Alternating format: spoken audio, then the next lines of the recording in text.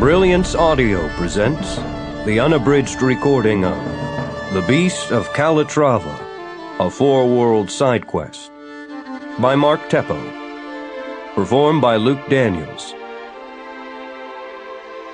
Whoso had seen that shattering of shields, whoso had heard those shining hauberks creak, and heard those shields on iron helmets beat, whoso had seen fall down those chevaliers, and heard men groan dying upon that field, some memory of bitter pains might keep.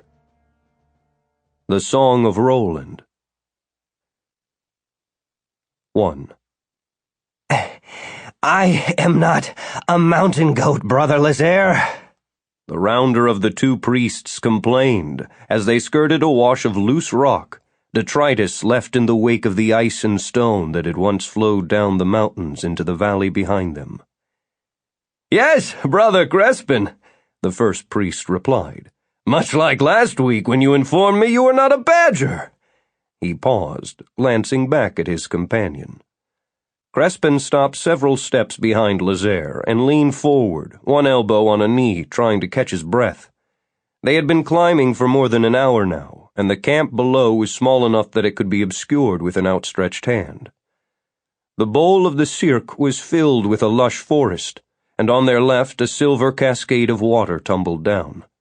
It flowed through the trees, emerging at the edge of the bowl, not far from where the Templars had set up their camp the previous night, and proceeded in a winding course down into Gascogne. On the other side of these mountains lay Aragon and Iberia. Is it not a magnificent view? Lazaire asked, his hands on his hips. Were you indeed a mountain goat, you might be inured to the beauty of such an expanse.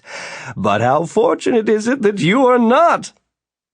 Crespin turned slowly, placing his feet with care so that he didn't step on a piece of shale that might slip beneath his weight. My heart trembles to be the recipient of such fortune, he said breathlessly. Lazaire skipped down the slope and clapped Crespin on the shoulders, startling the stouter man. We congratulate ourselves with our ability to build churches, but what are they but hovels of mud and stick compared to the majesty of these mountains and the valley below us? An observation you could have made an hour ago before we had started this climb, Crespin said, glaring.